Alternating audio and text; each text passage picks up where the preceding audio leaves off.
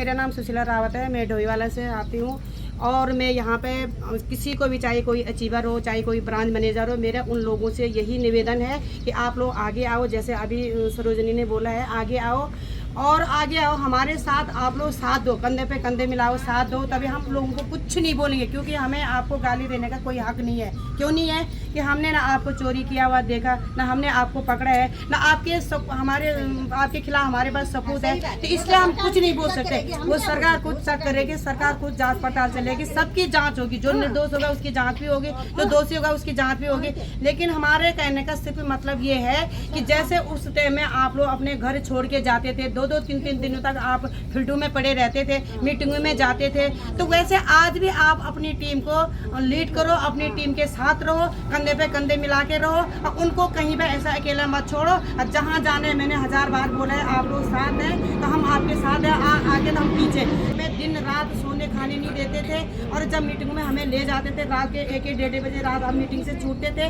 तो उस टाइम में आप लोग हमें नहीं पूछते थे कि कहाँ हैं तुम, कैसे जाएंगे, क्या जाएंगे, किस में जाएंगे, कोई मतलब नहीं रहता था। सिर्फ ले जाते समय मतलब रहता था। जो कोऑपरेट क्लब हैं, जो बड़े बड़े हैं, उनकी मीटिंग है, उनकी उस मीटिंग में क्या बात हुई है और क्या आपको इस टाइम में कोई भड़क नहीं लगे?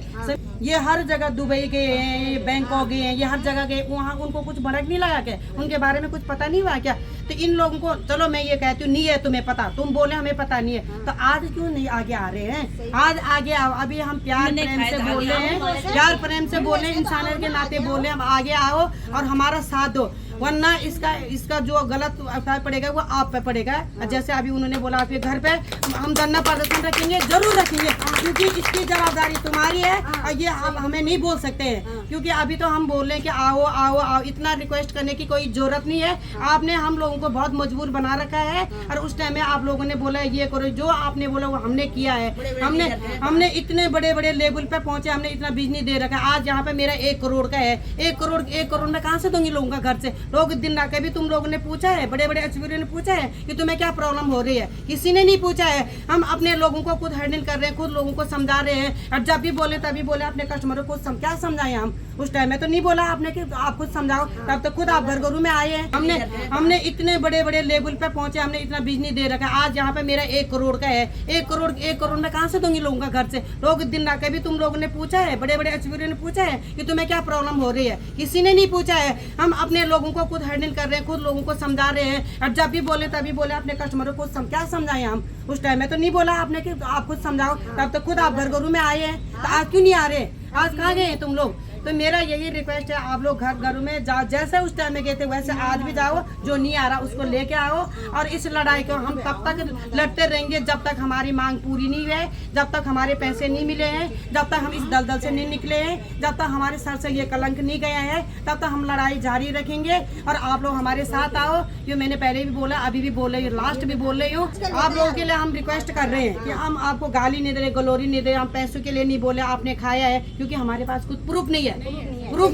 लेकिन आप, हमारे पास सिर्फ प्रूफ तुम है, तो हमारे साथ आओ। आप प्रूफ है, आप हमारे साथ आओ और हमारा साथ दो।